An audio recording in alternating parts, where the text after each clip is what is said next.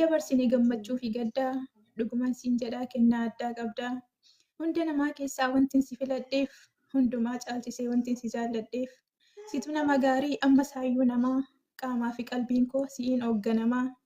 Jaallattu keessaan yoo dhiistes ni dhiistaa akka nama garii hin qabdu fakkeessaa kanaaf natti toltaa hunda namaa keessaa. Ammas dabalatee sodaa rabbii qabdaa tokkicha isaatiif qolee gadi cabdaa. Ammas hin dhageessu jettee namaa adda baastee beektaa wanna gaariif hamaa kanaaf onneen kan koo si qofaaf bitama.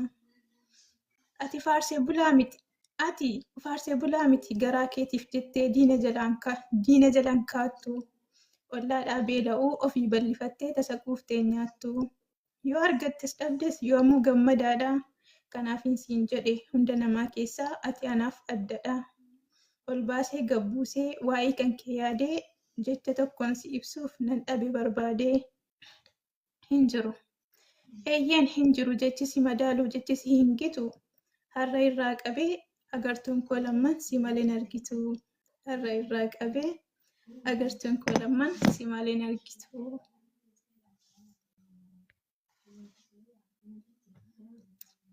Si tagabba'ee.